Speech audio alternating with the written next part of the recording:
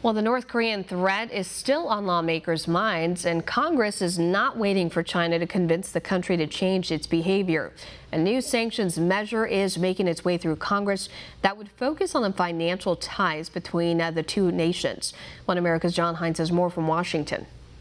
Congress has begun the process of tightening the financial noose on North Korea, with a House-approved measure now awaiting action in the Senate that would halt money from flowing into North Korea, particularly from China. Most people think of trade sanctions or sanctions as trade sanctions, and since the U.S. doesn't trade with North Korea, they think there's nothing sanctions can do. These are actually sort of smart sanctions or targeted financial measures. And those targeted financial measures contained in the legislation involve cracking down on Chinese banks and their American counterparts, says Bruce Lingner of the Heritage Foundation. North Korea's transactions and those of China, which are violating U.S. law, they're going through U.S. Correspondent accounts. Chinese banks and businesses are engaging with North Korea, including on prohibited activities.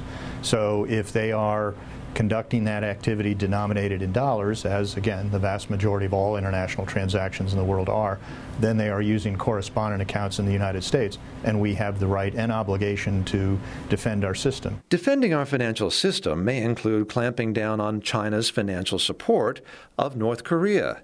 And while Foreign Affairs Committee member Mo Brooks thinks this will help, he believes we need to focus even more directly on China itself. Well, we still ought to pursue the sanctions because they can't hurt.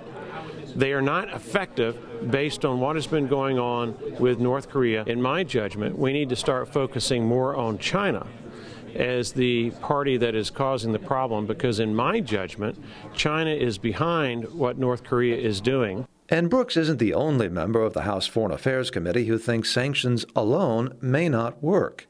Another is North Carolina Congressman Mark Meadows. It's only a part of the answer, and obviously Secretary Tillerson and the administration is doing a good job of engaging China and other partners in the region. The new sanctions would also limit North Korea's use of international ports.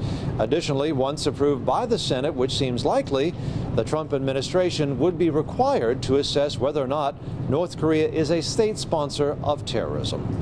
John Hines, One America News, Washington.